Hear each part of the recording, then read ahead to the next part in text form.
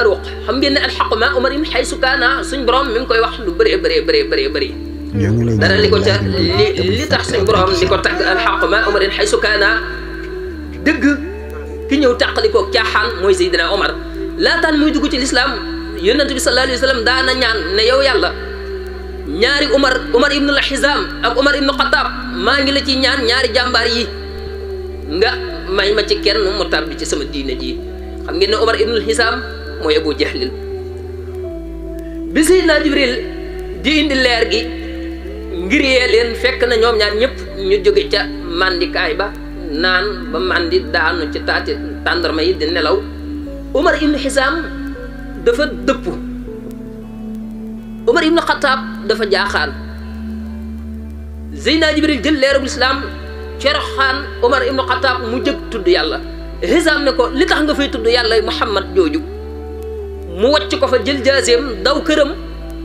amoon na doomam ji ñuy wax Fatima daanañ ko wax ne ko sa doom ji làqatu na dugg ci diine ji bi mu ñëwee fekk ko muy jàng alxuraan moom Umar ibn Khattab dafa dóor xale bi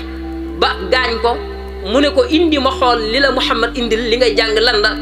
mu ne ko innamal musrikuuna najsun amoo laab demal nga jàpp ji ma jox la ko mu jàngal ko ni muy jàppoo mu jox ko alxuraan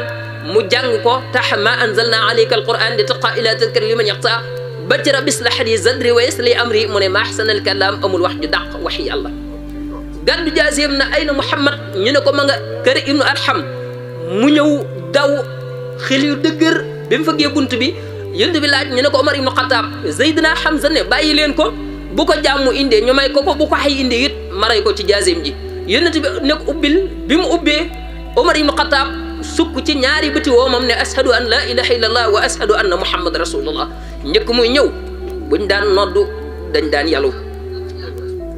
bi mu ñëwee mu ne ko waa xanaa li la sa borom jox du dëgg mu ne ko ah kay mu ne ko waa Bilaal buy noddu kay ni yëkkati xam ngeen ne mu dem ci penc ma rek ñu tàmbali allahu akbar yéefar yi génn waaye biñ génnee ragal Seydina Omar ne ko fa jege day ah sa jabar dana teeñ ji say doom danañ jirim Omar ibnu Khattab tàbbi na ci lislaam mu lu Yonent bi sallallahu alayhi wa sallam dafa ne alxaq maa Omarin xaysu kaana xam ngeen ne dëgg ànd naa Omar ak fu mu nekk ak lawla Omar ibnu Khattab la saxabal islam bu duloon Omar ibnu Khattab l'islam du fi taxaw daf fiy jaar rek jàll Seydina Ousmane mooy Zulhayya xam ngeen ne borom kersa ga Seydina Alin alquran di wax ak njàmbaaram yuufuuna bin nasri wa xaafuuna yawman kaana darruhu mustatira wa yut'imuuna ta'aama ala hubbi miskiin wa yatiiman wa asiira ba na mu jeexee gaa yàlla yi di ñëw ba ci Cheikh Abdul Qadir Jeylaani Cheikh Abdul Wahab As-Sahraani bu ñu demee ci Lataiful Maani bu Cheikh Abdul Wahab As-Sahraani danañ ci gis ay bind mu ne suñ borom day sàkk na jaamam ñoo xam ne buñ waxoon ne yàlla fommal bi su penc suñ borom fomm ko Cheikh Mouhamadul Fadal kenn la ci gaa yàlla yooyu